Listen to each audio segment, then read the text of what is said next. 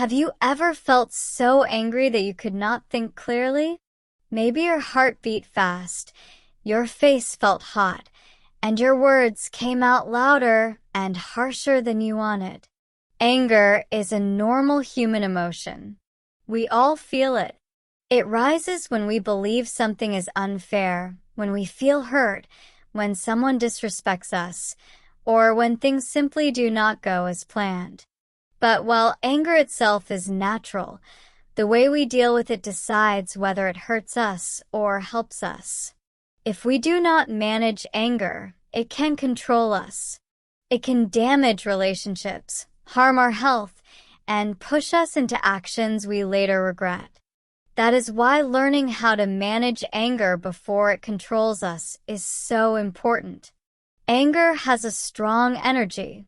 In some cases, this energy can be useful. For example, anger can show us that something is wrong.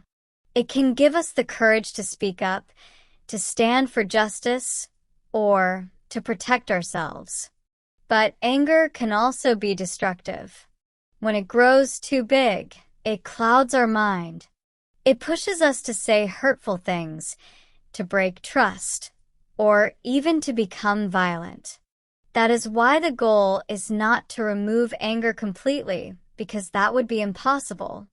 The goal is to control anger before it controls us.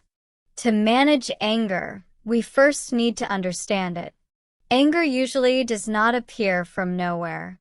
It often hides other feelings. Sometimes, anger is a mask for fear. Sometimes it covers sadness or insecurity. Sometimes it hides disappointment or shame. Imagine you are working hard, but someone criticizes you unfairly. On the surface, you feel angry, but inside, maybe you feel hurt or unappreciated. Recognizing what is behind the anger is the first step to controlling it. Another important truth is that anger is not always about the present. Sometimes we explode not only because of today's problem, but because of many problems from the past that we never solved. Small frustrations build up. Then one day, a small event makes us react with huge anger. That is why people often say, "I do not know why I got so angry over something so small." It is not about the small event. It is about the heavy bag of emotions we carry. So, how can we manage anger? The first step is awareness. We must notice the signs. Does your body feel tense? Does your voice rise? Do your thoughts become sharp and negative? These are signals that anger is coming. If you can see the signs early, you can act before anger grows too big. The second step is to pause. When anger rises, we often want to act fast. We want to shout, to argue, to defend ourselves. But quick reactions usually make things worse. That is why it is powerful to stop for a moment. Breathe deeply. Count to 10. Take a short walk. Drink some water. This short pause creates space. And in that space, you can think more clearly. The third step is to express anger in a healthy way. Keeping anger inside is not good because it can grow like a fire. But throwing it out aggressively is also not good because it hurts people around us. The healthy way is to express anger calmly and honestly. Use I sentences instead of you sentences. For example, say, "I feel upset when meetings start late because it makes my work harder." This is different from shouting, "You are always late." The first way shares your feeling. The second way attacks. One builds understanding. The other builds conflict. The fourth step is to change perspective.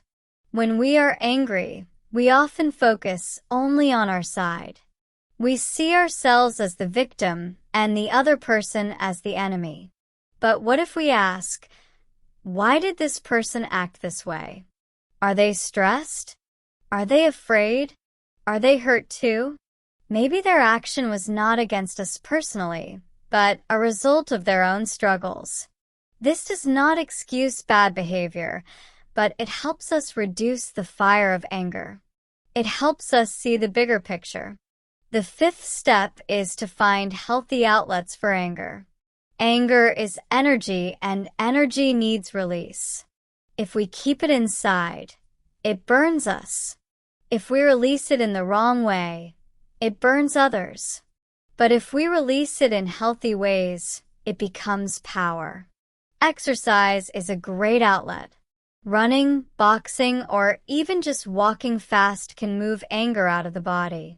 Creative activities like writing, painting, or playing music can also help. Talking to a friend who listens without judgment is another outlet. The key is to move anger into something safe, instead of letting it explode. The sixth step is long-term self-care.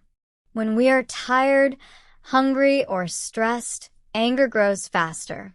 That is why caring for our body and mind is important. Eat healthy food. Sleep enough. Take breaks. Practice relaxation, like deep breathing or meditation. Build positive habits. When we are strong inside, anger does not control us so easily. Sometimes, anger comes from deeper wounds. Maybe we grew up in a family where shouting was normal. Maybe we never learned another way. Maybe we carry pain from the past. In these cases, professional help can be very useful. Talking to a counselor or a therapist is not a sign of weakness. It is a sign of strength. It shows we want to grow. A professional can help us understand our anger better and give us tools to manage it. Let us also look at the effects of unmanaged anger. If we let anger control us, we may damage relationships. Words said in anger can hurt deeply and may not be forgotten. Actions done in anger can break trust. Anger can also harm our health. It raises blood pressure, stresses the heart, and weakens the immune system. Living in constant anger is like drinking poison every day. It hurts us more than the person we are angry at. That is why managing anger is really about protecting ourselves. We protect our peace. We protect our health. We protect our relationships. Anger is not the enemy. Uncontrolled anger is. Controlled anger can even be a teacher. It can show us what matters to us. It can give us energy to make positive changes. But uncontrolled anger is a master we do not want. Remember this.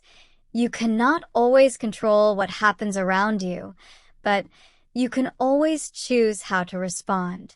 Someone may insult you. Someone may act unfairly. Life may disappoint you, but your reaction is your choice. If you let anger decide, you lose control. If you choose calm, you keep your power. So next time anger rises, pause. Breathe. Notice. Ask yourself, what am I really feeling? What is the best way to respond? Can I express myself calmly? Can I wait until I cool down? These small questions can change everything. In the end, anger is part of being human. You will feel it many times in life. But it does not have to rule your life. With awareness, with practice, with patience, you can manage anger before it controls you. And when you do, you will feel stronger, freer, and more at peace. So, let us not fear anger. Let us respect it, understand it, and guide it. Let us use its energy for good, not for harm. Because when we manage our anger, we do not just protect others. We protect ourselves. We create space for better relationships, for better health, and for a better life.